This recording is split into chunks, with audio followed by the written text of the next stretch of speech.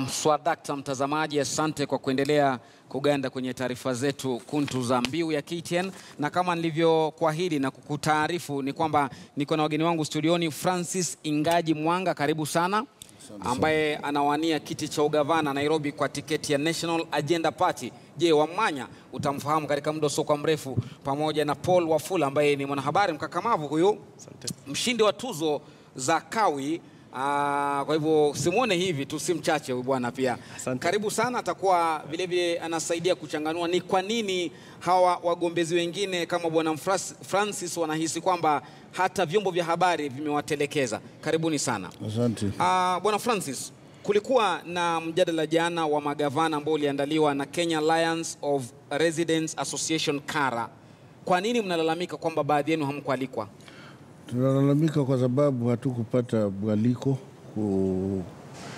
kuhudhuria yale majadiliano. Na sijui nini ilifanyika. Sijui kama hamuna address yangu au hamukujua ya kwamba nilikuwa cleared na IBC.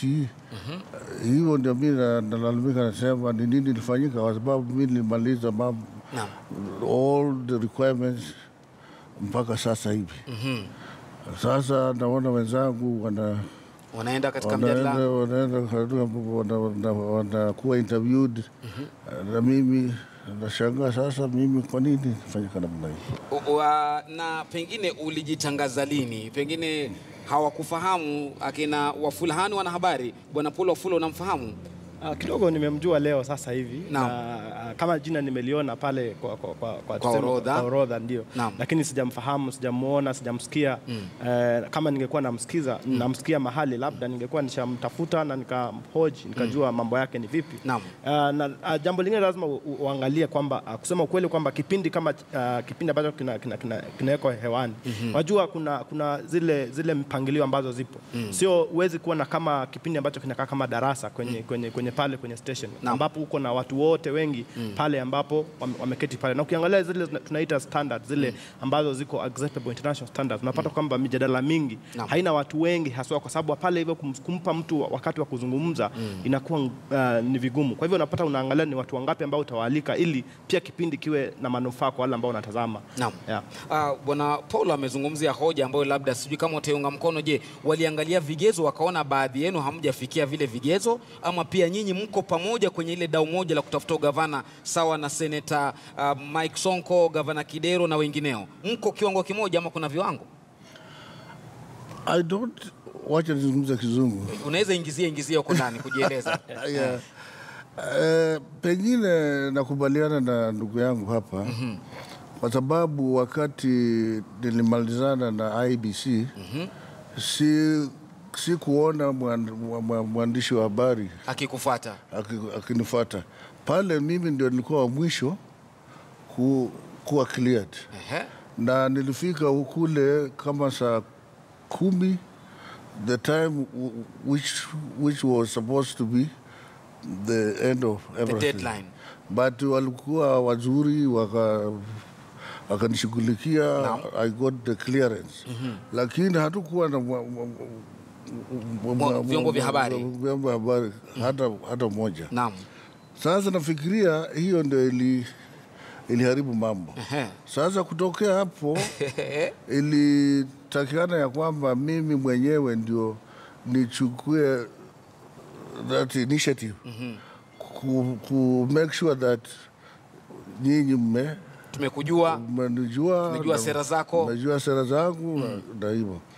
Lakini sasa nimeangalia, nimeona pengine mimi nachelewa. Na tena nimeangalia nikaona wacha nione kama mimi mwenyewe naweza kwenda ni jaribu kuandika barua kwa these media houses. Niwaambie mimi niko hapa, nipeleke copies of the certificate na nini. Niseme sasa ni lini naweza kuambia watu mambo yako. Je, unaona vyombo vya habari vinawadhulumu nyie wagombeaji wengine ambao hamjapatiwa mwanga? I don't want to say mnatuzulumu. Because like I said, it could have been my problem that I was not able to come to you. And because today when I got in touch with the journalists, they were very fast to tell me, okay, where have you been? What can we do? So that is why I'm here now. Naam, Bwana Wafula. Yeah. Kuna vigezo gani nyinyi wanahabari mnaangalia ndio pengine hawa watu wapatiwe mwanga? Pengine ni hawa wiki hafla, pengine hatujamuona kwa mikutano kama ya NASA na ile mingine kuzunguka. Hao ndio wana makosa ama kweli pia nyinyi wanahabari mnachagua wa kumfuata ni upi? Kidogo lazima uangalie na useme kweli Lofty kwamba wanahabari pia kama kidogo tumelegea katika kazi zetu. Kwa sababu hata ile constitution pia inatuallow kwamba tuangalie watu wote na tuwapatie ile fair coverage ambao wote wamefika pale. Kwa hivyo hapo kila Mkenya ambaye anajaribu kuwania kiti fulani lazima apatiwe ile coverage. Lakini baada ya kusema pale Lofty lazima pia uangalie kwamba unajua kwamba kuna muda na kuna ile kitu ambacho kinaitwa news. Yani ile news value ya mtu ambaye umeenda kumcover. Watu wanataka kumsikiza amesema nini, ni jambo gani ambalo anasimamia. Unajua kwamba kabla uje useme unataka kuwa tuseme hata senator ama hata unataka kuwa vice chancellor wa chuo kikuu, lazima ukuwe umesemeka katika umetajika katika jambo fulani. Nyanja zingine umejulikana, umefanya kitu fulani. Uweze tufika pale kesho alafu watu wakasikia jamaa fulani pia anataka kuwa vice chancellor. Lazima kukuwe na kile kigezo cha kuangalia. Na mara nyingi katika siasa tuna zile opinion polls ambazo unaangalia. Kwa mfano ukiangalia opinion poll ambazo zimeletwa leo na Infotrack, unapata kwamba kama ni rais unapata kwamba Uhuru Kenyatta ako na asilimia labda 48, unapata Raila ako na asilimia 43, unapata kwamba pale Dida ako na asilimia 5.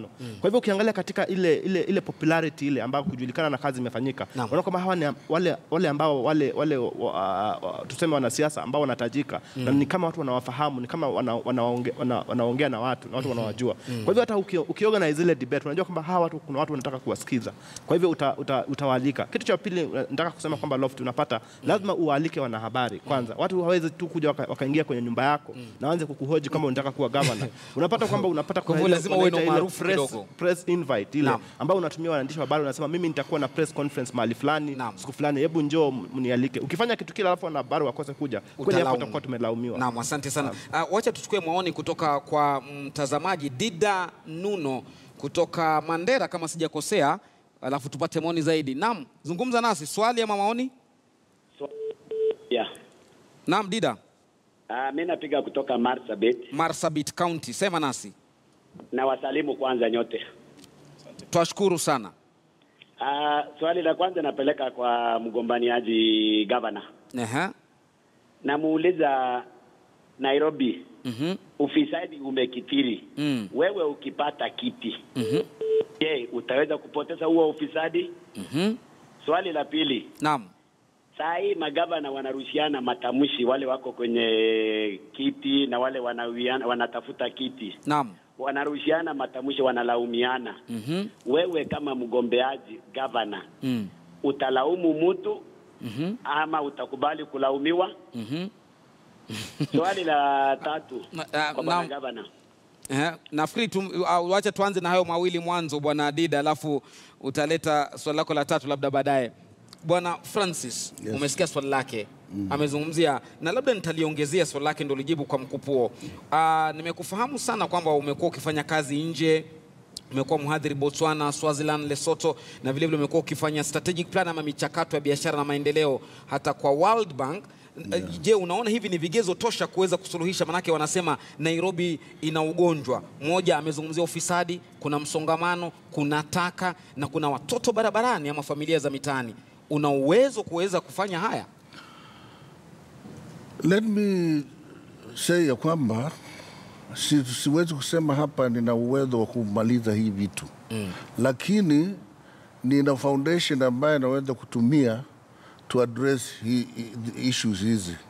Kwanza, kitu ya kwanza mimi nataka kusema, especially hiyo swala ameuliza ya ufisadi. Wajua what is happening in this country, leave alone the county. We are addressing the symptoms of corruption. We are not addressing the causes of that particular corruption. Vyanzo ndo tunaviacha. Vyanzo, nobody is talking about it. Because wewe unaiba kwa nini? Alafu unafungwa. Hata ukifungwa miaka 100 na umeiba, have you sorted out the problem why uliiba? Have not. Naam. So for me, nikiangalia hii mambo ya county, the way naona naweza kusort out hii mambo ya corruption, kwanza, I will have to develop what we call anti-corruption strategy. Anti-corruption strategy, which will be comprehensive enough. Mpango wa kupambana na ufisadi. Mpango wa kupambana na ufisadi. Tujue ya kwamba hii ufisadi inatokea wapi.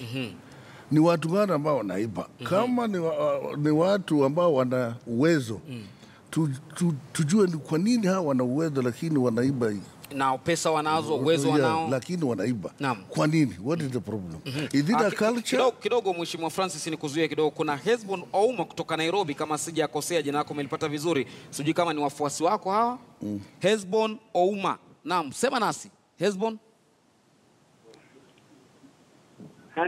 Halo Hesbon, twakusikia. Maoni, swali kwa Francis?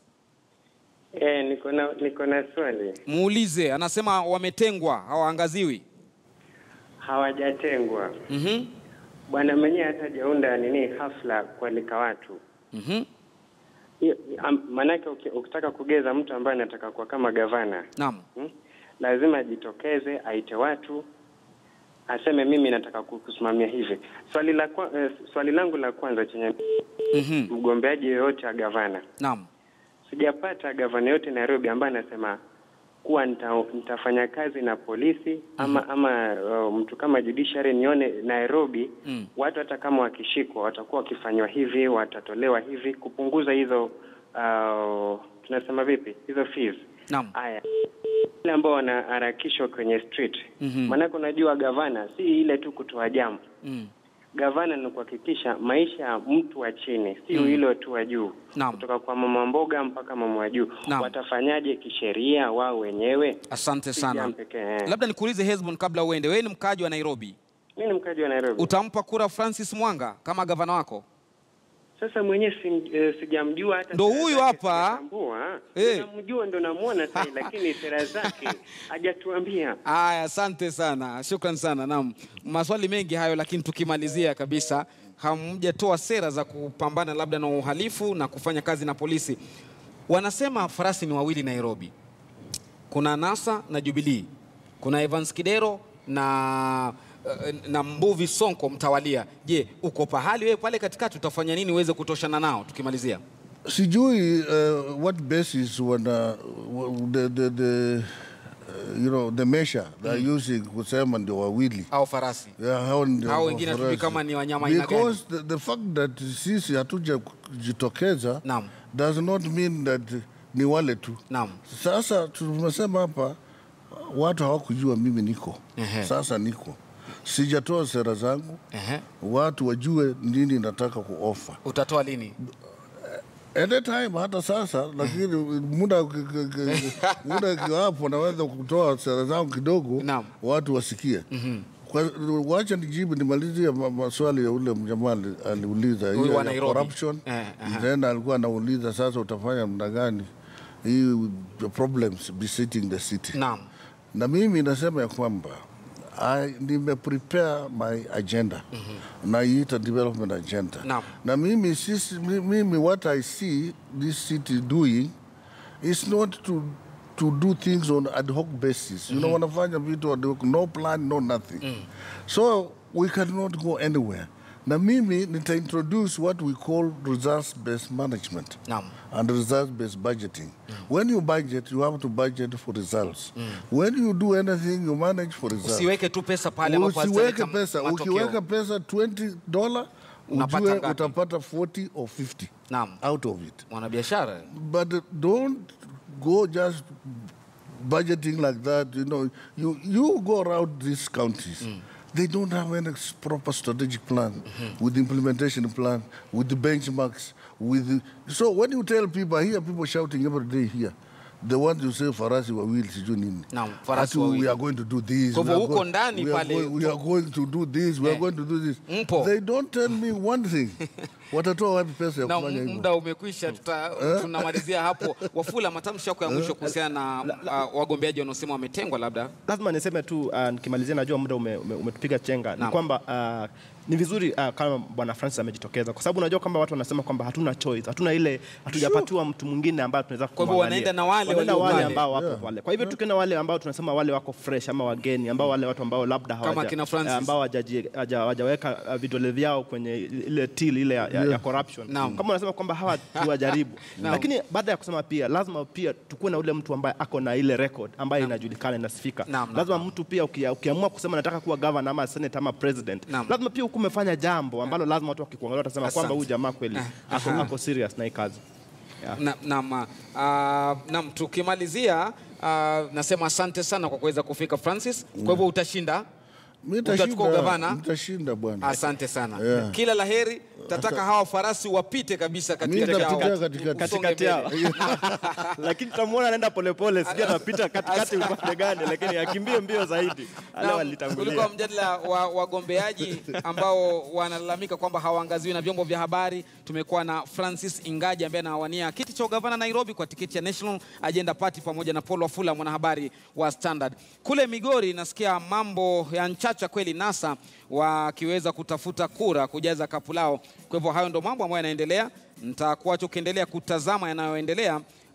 Alafu baadaye atakuwa anaingia Hassan Juma ama mwenzake ama pamoja na mwenzake Abdullah Ahmed katika mpango mzima wa Zilizala Viwanjani. Nimekuwa wako Lofty Matambo. Asante kwa kuwa nami kwa saa nzima. Endelea kuwa na utazamaji mwema wa KTN News. Asante.